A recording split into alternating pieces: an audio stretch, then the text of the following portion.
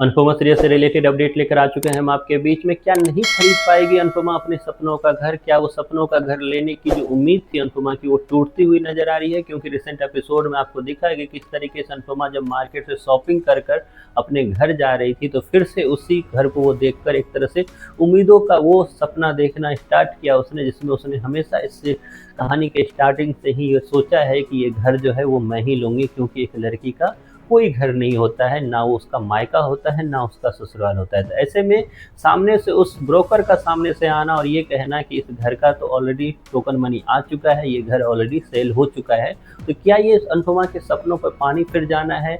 क्या अनुपमा इस घर को नहीं ले पाएगी? बात करेंगे इस वीडियो में, क्योंकि हमने देखा रिसेंट एपिसोड में जहां अंश प्रेरणा की शादी दिखाकर पिछले 10-12 दिन से मेकर्स आपको बोर किए जा रहे हैं, तो उसी में मेकर्स टाइम टू टाइम जो है हल्की हल्की चीज़ें ऐसी दिखा रहे हैं जो आगे जाकर आपको कहानी इंटरेस्टिंग लगती हुई नजर आएगी। इन्हीं में से एक चीज़ें जो रिसेंट एपिसोड में आपको दिखाया, वो दिखाया अनुपमा का वो सपना जो इस कहानी की शुरुआत से अनुपमा देखती हुई आ रही है। अनुपमा ने हमेशा उस घर के सामने जाकर अपने सपनों को संजोया और इस बात पर आकर आखिर में वो रुकी कि वो 40 लाख रुपए जो मुझे मिलेंगे, उनमें से मैं दिग्विजय जी का जहाँ घर छुड़ाऊंगी, तो वहीं पर ये घर भी मैं खरीदती हुई नजर आऊंगी। वहीं पर दिग्विजय को भी अनुपमा का ये सपना पता है।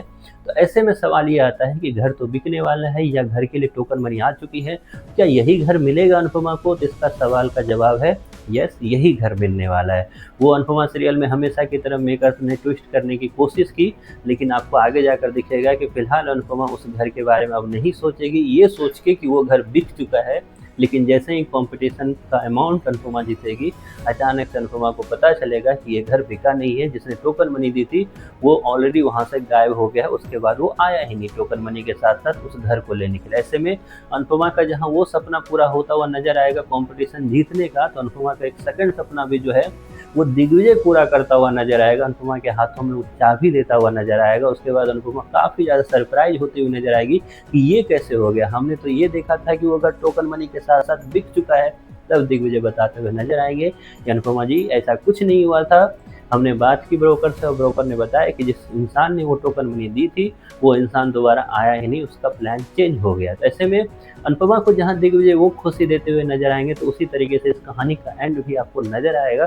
खास करके इस कहानी का एंड, अनुपमा का एंड नहीं हो रहा है, अनुपमा अभी अगले 7 जन्म तक चलते हुए आपको दिखाई देगी।